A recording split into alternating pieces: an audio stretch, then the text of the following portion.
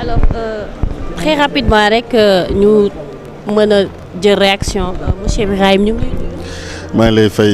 Lalla. alors yaa ngi en direct assemblée ci réforme yi ñu war a lancer site web yi ñu war a lancer waale ak aussi xool naka la ñuy jooyantee communication biir assemblée nationale par rapport ak sénégalais yow en tant que membre société Forum Civil nga ñëw teew. waaw merci beaucoup Lalla comme organisation yu bari yi fi teew dañuy invité tey pour ñu assister présentation réforme bi nga xam ne assemblée nationale nee na dañ koy def ak d'autres activités donc ci loolu lañ ñëwee pour xam exactement réforme yooyu yan la buñ ci paree mën ci joxe suñu avis dans le fond mais dañuy rafetlu invitation bi pour le moment et puis di xaar mu tàmbali. ñu mën a dékk pour mën a xam exactement lan mooy fond wu réforme bi nga xam ne assemblée nationale bëgg na ko def. nga gisee la démarche de l'Assemblée nationale actuellement. oui depuis le début ñun je peux dire que le Forum Civil en tout cas est associé ci yenn activités yi nga xam ne assemblée nationale mi ngi koy def et la collaboration également avec les commissions c'est de très bonnes collaborations vraiment on a très bonne relation avec les présidents de commission. mu nekk commission énergie mu nekk commission santé mu nekk ay yeneen commission yi ak même bu dul commission yi yenn députés yi vraiment on a de très bonnes relations on se dit les choses telles quelles te état du Sénégal rek jar ko donc boole nañ également ci comité ad hoc groupe de travail bi nga xam ne dañ ko mettre en place pour permettre Assemblée nationale mi def évaluation des politiques publiques Forum Civil bokk ci def ci benn liggéey donc. En tout cas l'inclusion il y a une inclusion il y a une participation boo xam ne Assemblée nationale am na ko organisation société civile maintenant appréciation liggéey Assemblée nationale nag ci ay pàcc yu bari la ci wàllu doxalinu seen travail parlementaire ci wàllu am na loi ñuy dugal xam ne d'accord uñ ci dañ koy wax am na également yenn façon liggéey ci biir administration la moo tax ma ne sànq nañu xaar ba nga xam ne présente nañu réforme yi yan la. après ñu mën a xam exactement dans le fond comment donner une appréciation objective. lay wax tout à l'heure. Inch'Allah tout à l'heure. donc mi ngi noonu ngeen dégg kàddu yi nga xamante ne monsieur Birahim Seck yëkkati na ko moom aussi jëmale ko ci lancement plateforme bi Hamidou soo ñu mënee avancer côté bële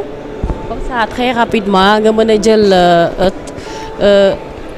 arrivée député yi nga xamante ne ak yegsi nañu fii ci biir assemblée honorable maa ngi lay nuyu. maa ngi lay fay laal ziar naa la delloo ziar bu baax macha allah. tey lan lañ mën a xaar ci réforme yi. waaw tey moom dinañu gis incha allah ci réforme yi beneen vision bu bees bu nga xamante ni le président El Malick bëgg na ko nga xamante ni lépp dafay jëm rek ci moderniser li nga xamante ni moo di l'Assemblée nationale fexe ba li nga xamante ni moo di transparence parce que ñu ngi wax ci li nga xamante ni moom moo di naka lañ koy waxee ci sax kii administratif ak financier bi le règlement administratif et le règlement financier révisé nañ ko et am nañu yeneen révision yi nga xamante ni def nañ ko mu di méthodologie de travail pour l'évaluation des politiques publiques loolu nekk mission bu nga xamante ni ñun les députés dañ ko am te il faut ñu am une méthodologie bu nga xamante ni nañu mën a permettre ñu xam bu ñuy évaluer les politiques publiques fan la ñuy jaar ba nga xamante ni efficience bi ci war dinañ ko mën a am ba def suñu liggéey nu mu waree nekk na yu am solo yu nga xamante ni vraiment xam nañ ni le peuple va apprécier et le peuple dinañu xam ni am nañu vision bu bees bu nga xamante ni mi ngi allier modernité transparence ak efficacité. ca honorable maa ngi lay delloo ziar bu baax a baax waa li ma ci yokk tuuti rek mooy comme li mu ko wax rek lii yëpp mooy wane rek concept bu ñu wootee jubal jubbanti bi nous avons vu depuis que nous faisons partie de la 14e législature mais nous comme yàlla def na ñu dellu siwaat au niveau de la 15e législature gis nañ ci un petit changement bi nga xam ne le président de l'Assemblée nationale mu ngi koy apporter mais ci kanam tuuti di ngeen gis li nga xam ne dinañu présenter durant ces quelques mois yi nga xam ne teg nañ ko fii ci bopp Assemblée nationale bi ay éléments yu nga xam ne teg jéego yi nga xam ne teg na ko yoo xam ne avancé muy andi nga xam ne mooy wone apporter un peu de changement au niveau de l'Assemblée nationale dinañ leen ko présenter tuuti ci kanam te je sais que le peuple va apprécier inchallah rabbi. alors dañuy avancer un peu Hamidou très rapidement rek salaamaaleykum honorable maa ngi leen di fay. ziar nañ la bu baax. naa la maa ngi lay delloo ziar di nuyu waa Sénégal set na mën naa leen. dañ ñoo bàyyi. dañ ngay ñëw. non jamais yéen foofu laa dëkk. Alors tey très rapidement ci lancement du nouveau site distribution des ordinateurs réforme yoo xamante ni en tout cas ay coppite yu bees fas ngeen ko def fii ci biir assemblée nationale. waaw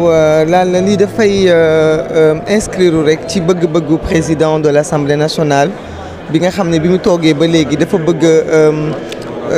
ni ñu koy waxee ti sax renouveler xar kanamu Assemblée nationale mais dafa bëgg aussi moderniser ko ba nga xamante ne dina nduroo ak jamono mais ba nga xamante ne itam dina aligné wu ci bëgg-bëgg président de la République ak doxalinu le Premier ministre parce que dañu ne nouvelle vision dañu bëgg une Assemblée nationale numérique une Assemblée nationale boo xam dafay nekk ci continuité New Deal bi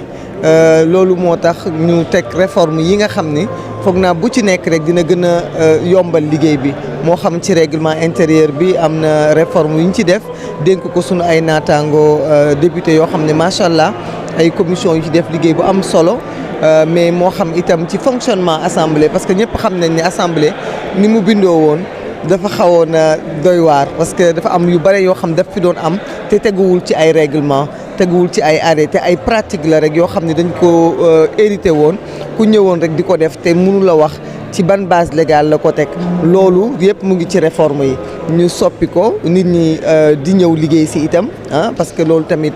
day tax institution bi yokku parce que amoon nañ tamit dans le passé peut-être ay manquements yu amoon ci boor boobu donc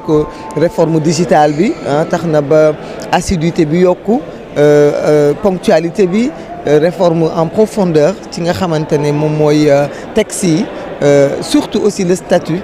des ñi nga xam ñooy liggéey ci assemblée parce que ñu bari ñu ngi doon liggéey te amuñu woon statut bu leen protéger statut boo xamante ne mooy tax tamit seen àq ak yelleef tamit mën a matal loolu tamit réforme yi liggéey nañ ci xam naa ne ci kanam dinañ leen birtal li gën a wax loolu mooy tey ñu bëri peut-être dañuy ignorer liggéey bi ngeen def surtout travaux commission yi peut-être sénégalais yu bëri comprendre ñu processus yooyu yëpp nga xamante ni yéen a ngi koy matale peut-être séance plénière yi la ñuy gën a gis que travaux commission yi te travaux yi mooy indi plénière yi. waaw loolu yëpp règlement intérieur bi moo ko tënkoon parce que règlement intérieur moom moo tere que commission ñu koy rendre public règlement intérieur moo tere itam commission sax nit di fa téye portable am wala presse di fa dugg wala ñu koy médiatiser contrairement au plénière loolu moo tax tey par exemple réforme yi nga xam ne indi nañ ci ba taxawal ci le site de l'Assemblée nationale mu nekk un site qui accompagne les députés di accompagner les commissions yaa ngi gis ne commission yi ñuy génn activités yi ñuy def sur le terrain ñu ngi koy partager ak sénégalais yi dina peut-être bu règlement intérieur bi taxawee dinañu dem ba am ay coppite yu ñu am ci taxawaayu commission mais pour l'instant ni commission yi tëddee c'est peut-être aussi pour permettre députés yi ñu mën a def seen liggéey en toute indépendance sans pour autant itam mu am peut-être ay poursuites ci ginnaaw moo tax tout ce qui se dit en plénière en commission reste en commission. waaw xam naa yow moom loolu du la arranger yow journaliste mel ni yow loolu du la arranger. fi jeexalee très rapidement sa njaboot gi am na ci ñaari nit ñoo xam ne jot nañ leen teg loxo d'ailleurs sax président Ousmane Sonko demoon rendre leen visite. loolu aussi bëggoon naa nga àddu ci parce que gis naa la nga def ci benn sortie di recadrer waat comme xale yi nee na ñëw la ñuy topp moo tax yaay tàntay xale yi ñu laaj la rek. non gis nga li may wax ñuy wax sunu site bu am solo bi nga ñuy wax loolu nga xam ni loolu nga xam ni jàll na li ma ciy wax rek mooy am ci un petit pincement de ne pas pouvoir être à leur côté tey heure bi parce que foog naa tey la ñuy taxaw devant le juge muy Kairé ak Azoura mais on est de tout cœur ak ñoom parce que comme li may wax rek bokk dafa fort li boole nit ñi itam du ay caaxaan li ñu boole mooy bëgg-bëgg bu dëggu mooy pas-pas itam boo xamante ne pas-pas bu sell la pour liggéeyal suñu réew donc tey bu dul woon lii di mission bi nga xam ne sénégalais yi ñoo ma fi teg waroon na maa mën a nekk ci seen wet bu ñu tourné ci salle bi gis ñu fa mais xam naa ne incha allah ñeneen dinañ leen taxawu dinañ leen soutenir jaar-jaar la boo xamante ne c'est à éviter dans voilà c'est à l'avenir parce que ñun ni ñuy wutee réew ak ni ñu ko yoree du benn kenn su ñun ku nekk dañu war a jàngaat comment gouverner. Ce n'est pas pareil comment s'opposer. Avant, on avait la possibilité et la force de la critique. Maintenant, on doit avoir la force de la proposition. On ne doit plus accompagner juste en dénonciation. À la place de la dénonciation, il faut faire des suggestions. Il faut faire des propositions. Il faut accompagner loolu nag c'est normal ñun ñëpp on est des profanes en politique xeexal suñu réew moo ñu fi teg c'est pas des spécialistes ñoom ñoo fi nekk donc mënuñu tëb du jour au lendemain 10 ans opposant bi dañ de combat nga bëgg a ñëw defaat nit ñi des pouvoiristes au contraire sant yàlla la parce que ça montre que les gens n'ont pas changé que nit ñi ni ñu meloon lañ mel ba tey mais nag dinañu jàng itam te loolu moom laa leen di inviter toujours ñu accompagner projet bi nga xam ne moo taxoon ñu souffrir projet bi nga xam ne ñoom ñoo taxoon ñu dee moo taxoon ñu tëj leen moo taxoon ñu dund traumatisme ñuy dund nii parce que nit ki mënoo sonn sacrifié wu ba jëmbat garab après ngay jël acide di ko sotti ci garab bi te yenn jëf yi dafa mel ne acide booy sotti ci garab bi kon li ñu dajoon rek ba samp garab gi nañu ko daj ba arrosé ko naatal ko ba sénégalais yëpp mën koo jëriñoo loolu foofu moom mooy grandeur foofu la ñu ñëpp di xaare man foofu laa leen di invité te xam naa ni incha allah dinañ ko matal parce que seen yéene mooy plus jamais li fi amoon ñëwaat kon nag nit ki foog naa coono bi nga daj ba samp yenn yi war ngaa mën a daj coono bu dal noonu te nañu góorgóorlu ci bañ a di énumérer suñuy sacrifice ñun ñëpp kenn ku ne am na loo subir balaa régime bi di taxaw mais boo ko fàttalikoo rek dafa mel ni da ngay suul ñi nga xamante ne ñoom ñoo ñàkk seen bakkan kon nañuy góorgóorlu ci loolu ñëpp ay jàmbaar lañu surtout ñoom ñi nga xam ne ay ndaw lañu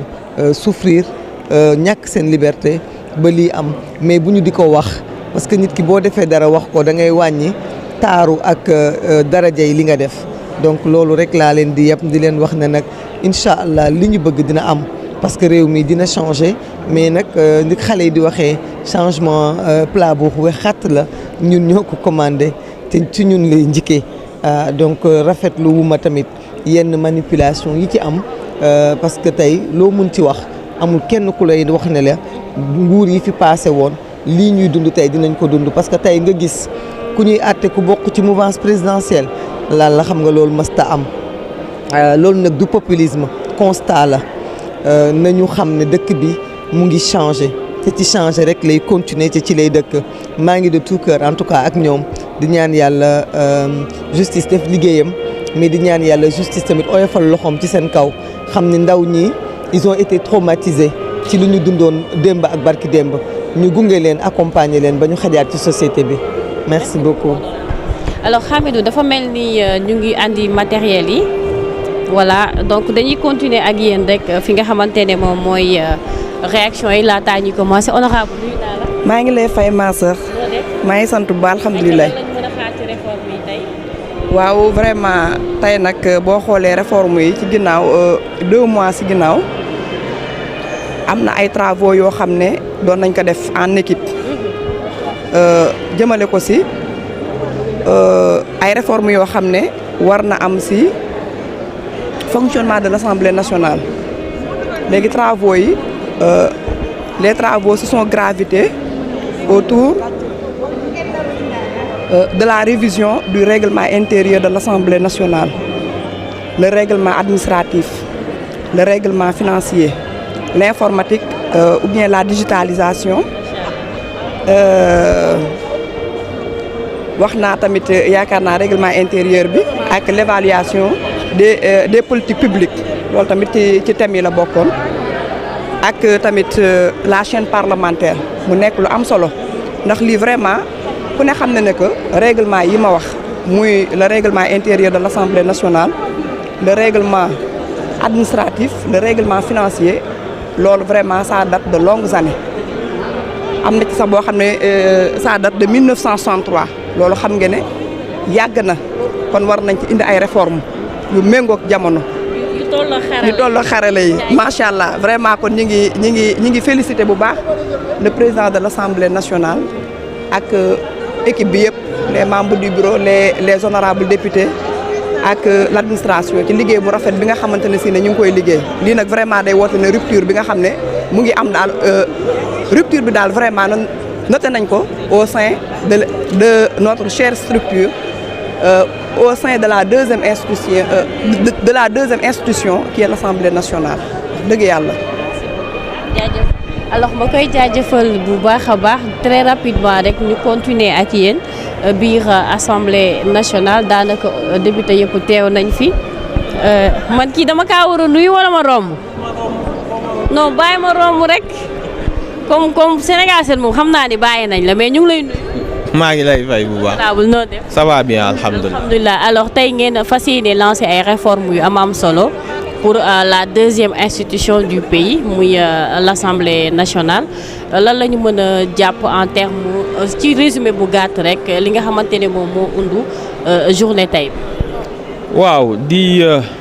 remercier le président Malick Ndiaye ci initiative yi nga xam ni jël na ko depuis bi majorité Pastef ñëwee assemblée ñëpp gis nañ quand même que le fonctionnement de l'assemblée est en train de changer loolu nag lu normal la dans la mesure où dafa amoon ay compétences yu bëri ak dayoo boo xam ni assemblée constitution da koo jox mais mus ko exercer ndax xëy na façon bi ñu doon defee politique dañoo décider nag loolu mooy souhait wu Pastef def assemblée la maison du peuple mu représente vraiment le peuple sénégalais bañ fee nekkal benn pàcc kese wala bañ di déglu rek ay directives mais mu fexe ba ubbi assemblée ba population yi xam ne lii seen moomeel la loolu nag dafa laaj ay réforme ak innovation ndax assemblée buñ nee la amul woon site internet bu fonctionnel amul woon chaîne parlementaire gis nga bu ñuy def commission des finances ay centaines et des dizaines de kilos de documents lañ lay indil mu nekk à l'ère de la digitalisation nga xam ne même les écoles maternelles ak école primaire yi ñu ngi ci l'ère de la digitalisation ñun nekkuñu ci woon donc déjà cette période de digitalisation nekk na lu am solo loo xam ni dina faire des économies dina yokk efficacité bi parce que yow documents yi ñu lay déposer yu bëri di nga mën a nekk ci sa tablette fonctionnement assemblée changé ñu moderniser ko ba nga xamante ni ku ñëw xam ni lii c'est une véritable institution dayo bi mu war a am ñu am ko parce que plus ñun ñu efficace mieux ñu mën a jël les préoccupations du peuple sénégalais. continuité par rapport ak plateforme bi ngeen lancé pour New Deal bi. waaw loolu yëpp c'est dans le même sillage dañoo amoon un retard malgré l'avancée technologique xam nga Sénégal ci wàllu matière technologie dañ koy fàtte mais depuis les années 2000 avant même les années 2000 on avait les premiers café yi fi amoon cybercafé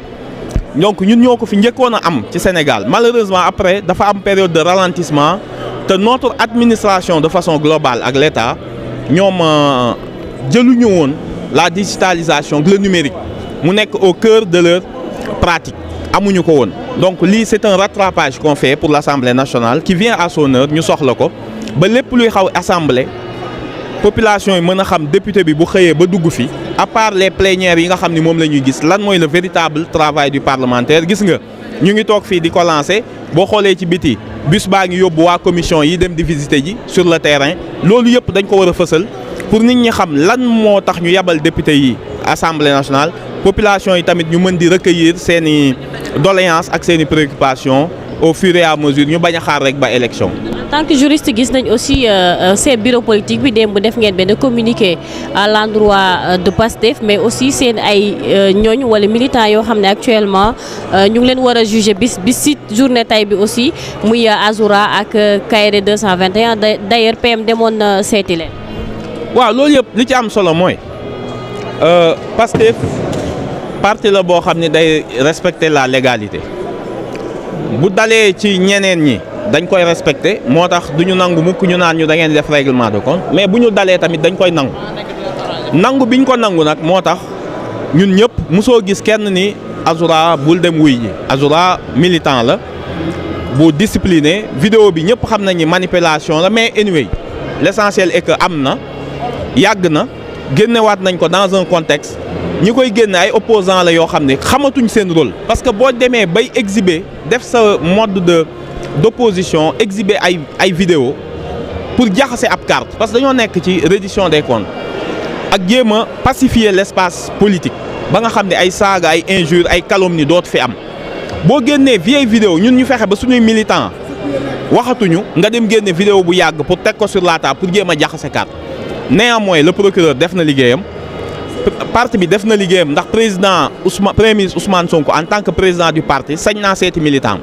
mais waxul benn yoon justice bul def sa liggéey nañ def ñëpp seen liggéey mais de façon globale dinañ apporter soutien bu mag sunu militant ndax sunu militant la mais lenn am na mooy l'espace politique pacification bii premier président wax ak premier ministre ni dootuñu tolérer kuy saaga ku yàq nit dañ koy continuer que Azoura mi ñu bëgg a def alibi pour jàpp ni loolu dinañ ñoom ñi bañ a opposé wu yónni ay chroniqueurs ñuy saaga nit ñi loolu moom dina dakk l'un dans l'autre il y aura le respect total de la légalité indépendance de la justice politiquement nag comme ñun sañ nañoo soutenir suñu militant pour que sax te bu ñu leen di soutenir suñuy militant dañ leen di yee ci ni leen gis ngeen wax ju ndaw lim ñu mën a jural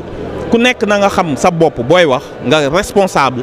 xam ni lépp loo wax opposition bi da koy utiliser pour jéem ñoo yàqal te dañoo nekk ci période bu am solo enjeu yi am solo lancé nañ le dialogue politique bi ñu lancé président am na site internet bu mu ni na nit ñi ñëw wax ci seen xalaat ñu ngi lancé ay projets yu am solo foofu la ñuy woo militants yi ñu accentuer fa bàyyi opposition bi ñoom ñu féetewoo saaga ak jël ay chroniqueurs yuy saaga ñu xam ni saaga mënul nekk forme de politique sunu militant nag muy Azoura Fall dinañ ko jàppale dinañ ko taxawu gis ngeen avocat yi ñu ko yónnee parti bi mus ko abandonné. gis nañu koy pôle avocat bi doon plaider pour Ousmane Sonko moom moo dem di plaider pour ñoom. moo ñoo dem plaider ko mais doo contrecarrer justice parce que ñoom loolu la ñuy xaar xam nga ñoom lu ñuy xaar ñu soustraire Azoura Fall ci justice pour ñu mën a wax nañ génne ñoom seen saagakat yi comme ñoom ñu mën a wax ni buñ leen toppati parce que reddition des comptes boo ko yëkkatee rek ñoom ñu jéem a fexe ni justice n'est pas indépendante te ci Azoura lañ ko bëgg a jaarale. je pense que Azoura est conscient de ça militants ils sont conscients de ça ñun du ñu bàyyi militant Pastef du bàyyi militant am ginnaaw parce que dañoo xam fi ñu jaar militant bu ndaw amul Pastef militant bu ndaw amu ci le sort et la situation de chacun day interpeller préoccupé mais nag duñ ko jëndee justice ak indépendance am. ñàkk communication du ko jur. loolu yëpp mën naa am mais ce qui est important mooy xam nga dañoo war a dugg ère boo xam ni saaga dootul am. espace politique mën nañoo opposé wu mais jël honneur u nit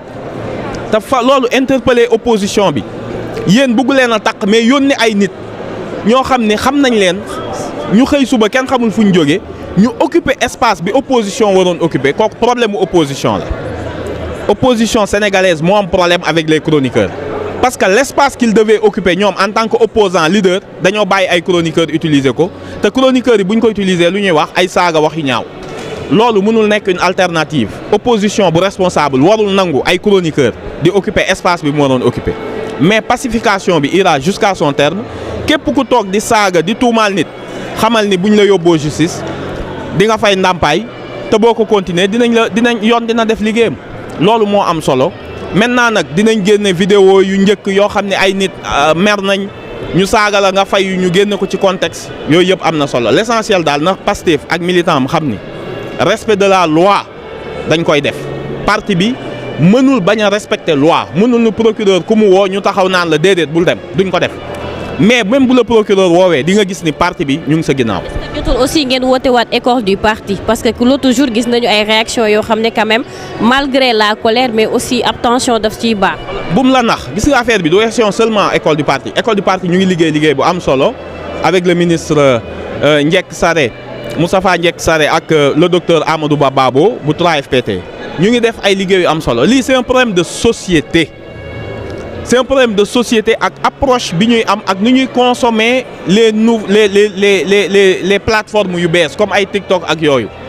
boo ko xoolee da ngay natt ni une société est malade wala une société dafa am problème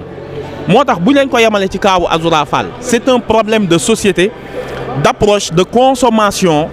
du numérique et du digital par la société malheureusement nag garde-fou yi ñu amoon ci société bi yëpp daa tëb parce que le numérique avec virtuel bi mu nekk